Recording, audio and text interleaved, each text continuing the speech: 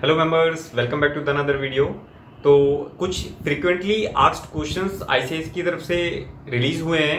आज हम उसको डिस्कस करेंगे कि व्हाट आर द एलिजिबिलिटी का क्राइटेरिया क्या है, और मतलब बेसिक सी जो डाउट होते हैं कि अगर आप 21 साल के नहीं हुए हैं और आप चार्टर्ड अकाउंटेंट बन गए हैं तो क्या आप कैंपस प्लेसमेंट में पार्टिसिपेट कर सकते हैं, नहीं कर सकते। तो इस तरीके के बहुत सारे फ्रीक्वेंटली आस्क्ड क्वेश्चंस हैं, उसको एक बार हम डिस्कस कर लेते हैं। कुछ मैं अपना एक्सपीरियंस आप लोगों से शेयर करूंगा जो आप लोगों को एक वर्थवाइल एक बेनिफिट दे सकता है कि आपको किस तरीके से आगे एक्सेल करना है। ठीक है, सो एक बार हम स्क्रीन पर चलते हैं, उसको चेक कर लेते हैं, उसके बाद हम आगे डिस्कस करेंगे।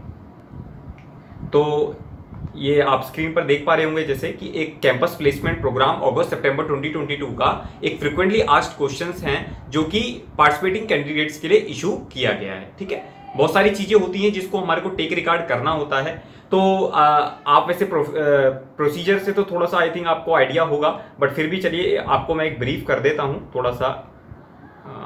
एक सेकेंड मैं, ठीक है, हाँ। सो जैसा कि आप स्क्रीन पर देख रहे होंगे there are various stages for the campus interview process. ठीक है ना, तो जो भी कैंपस इंटरव्यू का प्रोसेस है उसमें कुछ है। सबसे पहले जैसे कि आप जनरल गाइडेंस वगैरह को तो आप कर ही लेंगे। एफएक्यू मैं आपको बता ही रहा हूँ, आपने ऑनलाइन रजिस्ट्रेशन इस वेबसाइट पर करवाई दिया होगा। मेरे कुछ वीडियोस ऑलरेडी अपलोडेड हैं, आप उसको भी जाकर देख सकते हैं। ठीक है, फिर submission of the undertaking into the candidate login कि भाई आप कैंपस प्लेसमेंट में पार्टिसिपेट करना चाहते हैं। फिर ऑनलाइन पेमेंट आपको एक करना पड़ेगा 500 रुपीज का। ठीक है ना, बिकॉज जिससे कि एक जेन्युइन कैंडिडेट्स ही हैं वो ही अप्लाई करें, इसलिए शॉर्ट एक अमाउंट इस तरीके से रखा जाता है। ठीक है ना, ऑनलाइन शॉर्ट लिस्टिंग होगी कंपनीज से, फिर ऑनलाइन कंसेंट आपको देना होगा कैंडिडेट्स को, आप कंसेंट देंगे एंड देन फिर शॉर्ट लिस्टिंग होगी बाय कंपनी सेकंड राउंड। अगर जैसे मान लीजिए आपका फर्स्ट राउंड में सिलेक्शन नहीं होता है तो फिर कुछ सेकंड राउंड में कंपनी सिलेक्शन करेगी जो भी रिमेनिंग चार्टर्ड अकाउंटेंट्स हैं, एंड देन फिर आपको ऑनलाइन कंसेंट देने का मौका मिलता है। बट अगर आपका फर्स्ट राउंड में ही सिलेक्शन हो जाता है तो फिर सेकंड राउंड की कोई बात ही नहीं आती है। चलिए अब कुछ FAQs हैं आई थिंक, ठीक है ना। तो रिगार्डिंग द एलिजिबिलिटी क्राइटेरिया, तो what is the eligibility criteria for campus placement. तो देखिए जो भी मई 2022 के पास आउट कैंडिडेट्स हैं वो इस कैंपस प्लेसमेंट में पार्टिसिपेट कर सकते हैं। तो देखिए वो बोल भी रखा है, और दिसंबर जो कि नवंबर 21 की साइकिल थी, जिनकी आर्टिकलशिप बिटवीन 1 मई 2022 से लेकर 31 अक्टूबर दिस तक एक तरीके से कहते हैं कि आफ्टर फरवरी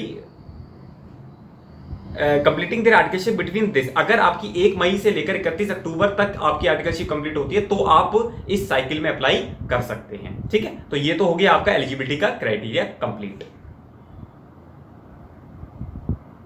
चलिए, बट प्रोवाइड द कंडीशन कि आपने पहले कैंपस प्लेसमेंट में अप्लाई करा नहीं हो। ठीक है, कुछ और if a candidate has qualified in the CA final exam in May 2022 but the articleship is not complete in accordance with the eligibility guidelines up to this, तो क्या होगा, तो फिर वो अपना where the candidate have qualified in the final examination in the May but his articleship training is not complete as of the cut-off date, he shall be permitted to appear in the campus placement in the February March 2023। जो हमारा next campus placement होता है नवंबर वाले के लिए, वो उसमें appear कर सकते हैं। ठीक है, उसके बाद बाकी ये CA जॉब, हाँ ये एक 21 ईयर्स वाला था कि भाई अगर आप 21 ईयर्स के नहीं है तो आप क्या कर सकते हैं, अपनी स्पेशल परमिशन लीजिए cajob@ici.in पर, अगर ऐसा कोई केस है। क्योंकि एक दो मेरे को भी जब हमारा कैंपस प्लेसमेंट हुआ था तो वहां पर भी इस तरीके का कुछ अपॉर्चुनिटी आपको मिलता है। मैंने भी एक स्टूडेंट था पर वो 21 ईयर्स कंप्लीट थे, इसलिए उनको कोई ऐसी परमिशन की रिक्वायरमेंट नहीं थी, क्योंकि बन जाते हैं, ऐसा कोई इशू नहीं है। तो आपको इसको, अगर है आपका कोई क्राइटेरिया इसमें फॉलो करता है तो आप इस प्रोसीजर को फॉलो करके आप अप्लाई कर सकते हैं।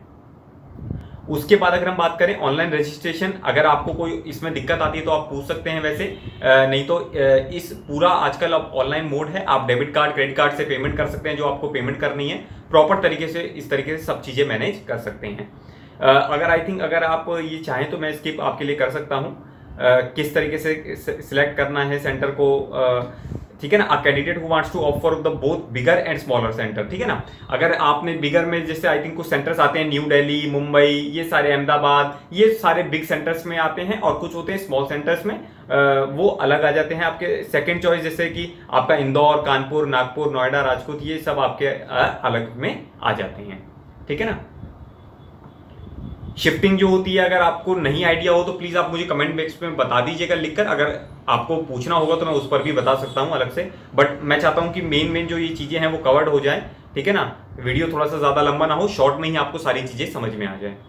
तो what if a candidate not selected from the bigger centre, ठीक है ना। अगर एक कैंडिडेट है जो कि सिलेक्ट नहीं हुआ बिगर सेंटर से, मान लीजिए दिल्ली से आपने अप्लाई किया था, आपने दिल्ली में आप सिलेक्ट नहीं हुए, वन फ्रॉम वेयर, और आपने दिल्ली में रजिस्ट्रेशन किया था, तो will the candidate be given are fresh chances to select the company at smaller centre. तो क्या अगर अब वो स्मॉलर सेंटर से चाहता है कि भाई कम से कम एटलीस्ट मेरे को स्मॉलर सेंटर से मिल जाए, तो ऐसा कर सकता है। तो देखिए हम पढ़ लेते हैं एक बार कि भाई अगर मान लीजिए आपने इसमें जैसे लिखा हुआ है न्यू दिल्ली, आपने मान लीजिए न्यू दिल्ली में अप्लाई किया था और आप वहां से सिलेक्ट नहीं हुए हैं, ठीक है, and does not accept the one database would be merge, तो आपका जो डेटाबेस होगा वो मर्ज कर दिया जाएगा किसके साथ, शॉर्ट सेंटर के साथ, जो कि आपके मेंशन करे हुए हैं, ठीक है ना, और आपको फिर फ्रेश चांसेस मिल जाएंगे, ठीक है। तो फिर भी कोई अगर ऐसा कोई डाउट आता है आपके मन में, प्लीज आप अपनी रेस कर सकते हैं क्वेरीज, आप हमारे को कमेंट बॉक्स में मेंशन कर सकते हैं, हम आपके एज डायरेक्ट जो आगे बात है वो आगे पहुंचा सकते हैं, ठीक है। So these are the questions. और आई थिंक हाँ, एक प्री प्लेसमेंट टॉक के बारे में अगर आइडिया है, will there presentation by the companies at the campus interview centres, the PPT can be seen in the login shortlisted candidates only as uploaded by the respective organization who have shortlisted them। Pre placement talk की भाई क्या क्या companies के बारे में थोड़ा सा वहां पर आपको पता चल जाता है। ये एक ग्रुप डिस्कशन थोड़ा सा आई थिंक नई चीज है, शायद हमारे उस टाइम पर इस तरीके की चीज नहीं थी। तो कहता है इसमें कि जो एक लिंक है वो आपको अटेंडीज के साथ शेयर कर दिया जाएगा, ठीक है ना, जो कि इंटरेस्टेड ऑर्गेनाइजेशंस के साथ पार्टिसिपेट कर रहे हैं, और फिर आप वहां पर एक तरीके से जीडी में पार्टिसिपेट कर सकते हैं। तो हमारे टाइम पर इस तरीके की चीजें नहीं थी, बट अब आपके पास है तो आपको इसको देखना पड़ेगा। उसके बाद बाकी शॉर्ट लिस्टिंग जो भी सैलरीज वगैरह का है वो मैंने एक अर्लियर वीडियो पे बना रखा है, आप उसको एक बार देख लीजिएगा, ठीक है ना। फिर आ जाते हैं हम कि जो शॉर्ट लिस्टिंग का और इंटरव्यू प्रोसेस का जो कमिटमेंट चार्जेस हैं वो 5000 रुपीज के, वो मैंने अपने पिछले वीडियोस में कवर कर चुका है, आप उसको भी देख सकते हैं, ठीक है जी। सो स्टूडेंट्स, कहता है कि maximum number of shortlisting by the recruiting entity should not exceed the 10 times the number of vacancies they declare, ठीक है। मान लीजिए एक ऑर्गेनाइजेशन है, कंपनी, जिसको 20 कैंडिडेट सिलेक्ट करने हैं, तो वो एट मैक्सिमम कितने शॉर्टलिस्ट कर सकती है, 200, ठीक है ना। 10 टाइम्स उसका वो एक तरीके से कर सकती है, तो 200 कैंडिडेट्स में से उसको 20 कैंडिडेट्स शॉर्टलिस्ट करने होंगे। ऐसा नहीं है कि भाई आपने 400 को दिखाने के लिए सिलेक्ट कर लिया और आपने लेने 20 ही हैं, तो ये तो एक तरीके से इनजस्टिस हो जाएगा, तो ये चीजें नहीं कर सकती हैं वो। चलिए,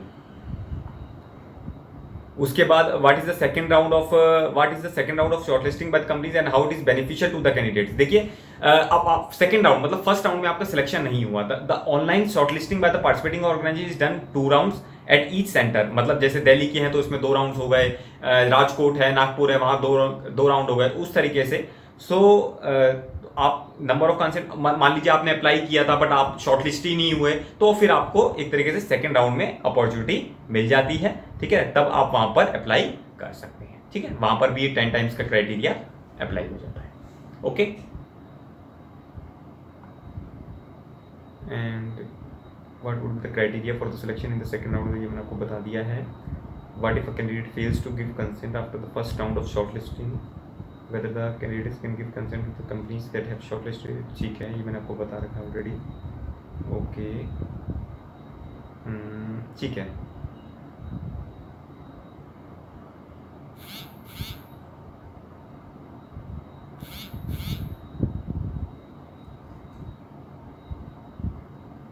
₹5000 commitment charges I already told you, ठीक है। 500 रुपीज़ की आप डेबिट कार्ड क्रेडिट कार्ड से पेमेंट कर सकते हैं, that's all. Thank you so much.